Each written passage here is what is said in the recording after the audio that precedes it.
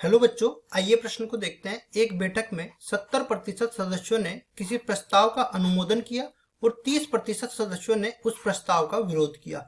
एक सदस्य यादृच्छा चुना गया है। यदि उस सदस्य ने प्रस्ताव का विरोध किया हो तो x बराबर 0 लिया गया है, और जबकि यदि उसने प्रस्ताव का अनुमोदन किया है तो उसके लिए x बराबर 1 लिया गया है। तो हमें ex मतलब उसका माध्य और varx मतलब उसका प्रसरण हमें निकालना है। प्रश्न को हल करने से पहले इसकी मुख्य अवधारणा की चर्चा कर लेते हैं। मुख्य अवधारणा, तो मुख्य अवधारणा में हमें दो चीजें निकालनी है। पहला Ex, जिसको हम लोग माध्य भी बोल सकते हैं। यहाँ पे माध्य या प्रत्याशा इसको बोलते हैं। इसके लिए एक सूत्र होता है जिसको कह सकते हैं, अगर i का मान 1 से लेके n तक हो तो ये आ जाएगा xi और इसके संगत प्रायिकता pxi। और इसी तरह मेरे को वेरिएंस ऑफ x निकालना है, तो इसको प्रसरण भी बोल सकते हैं, प्रसरण।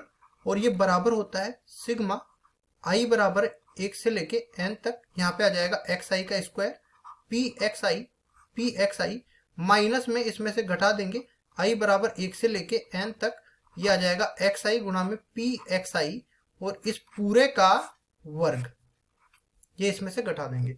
अब चलते हैं सवाल में। तो देखो सवाल क्या कह रहा है कि एक बैठक हुई है जिसमें 70% लोगों ने तो प्रस्ताव का अनुमोदन किया है। तो यहाँ पे हम लोग लिखेंगे कि ए किसके बराबर है?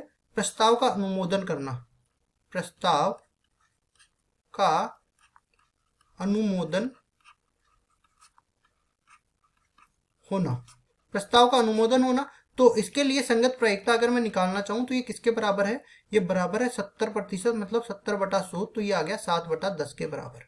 इसी तरह बी प्रस्ताव या फिर ए बार इसको बोल सकते हैं, ए बार प्रस्ताव का विरोध होना, विरोध होना। अगर ये घटना है तो इसके संगत प्रायिकता अगर मैं निकालना चाहूं तो पी ए बार ये किसके बराबर है?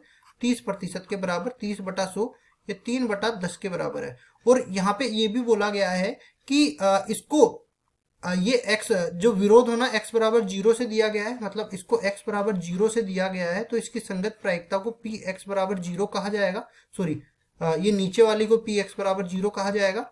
और जो अनुमोदन होना उसको x बराबर 1 कहा गया है, तो इसकी संगत प्रायिकता को p x बराबर 1 कहा जाएगा। अब चलते हैं सवाल में। ये अपने को x मिल गया और इसके संगत प्रायिकता भी मिल गई। तो अब सबसे पहले हम लोग निकालेंगे इसकी माध्य। तो माध्य के लिए इसको Ex से निरूपित किया गया है। तो यहाँ पे आ जाएगा xi गुणा में pxi और यहाँ पे i का मान 1 से लेके n तक कुछ भी हो सकता है। तो यहाँ पे n का मान कितना हो गया? n बराबर या तो 0 हो सकता है या फिर 1 हो सकता है। तो यहाँ पे लिखेंगे x बराबर 0, तो i का मान 0 से लेके i का मान 1 से लेके 2 तक चलेगा, क्योंकि दो परिणाम है अपने पास, 0 और 1 तो x के मान है। ठीक है, तो अब देखो यहाँ पे लिखेंगे हम लोग, ये आ जाएगा x1 px1 plus x2 px2, ये बन गया। अब हम लोग माध्य निकालना चाहते हैं, तो x बराबर एक बार तो 0 आ जाएगा, तो 0 आया तो इसके संगत प्रायिकता कितनी आई? 3/10 के बराबर। प्लस जब मेरे पास x का मान 1 आया तो इसके संगत प्रायिकता आ गई 7/10 के बराबर।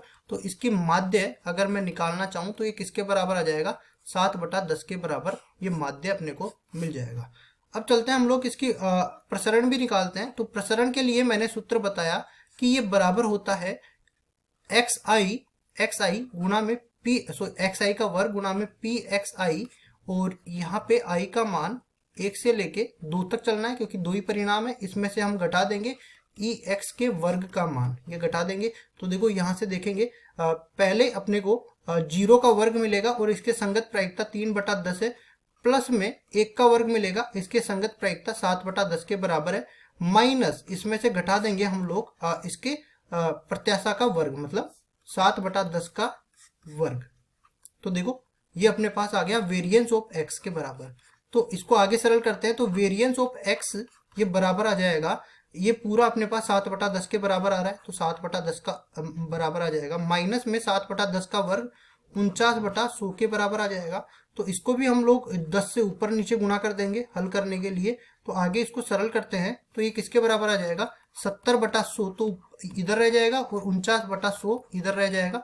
और ये पूरा मान किसके बराबर है? ये प्रसरण के बराबर है, x के प्रसरण के। यहाँ पे लिख भी सकते हैं, प्रसरण का मान हम लोग निकाल रहे हैं।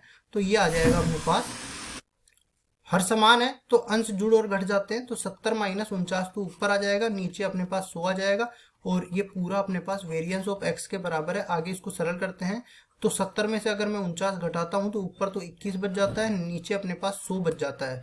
और इसको अगर मैं सरल करना चाहूं तो 0.21 के बराबर ये आ जाएगा। माध्य और प्रसरण, ये दो ही चीज हमें निकालनी थी। तो प्रसरण का मान तो अपने पास 21/100 या 0.21 के बराबर आ गया।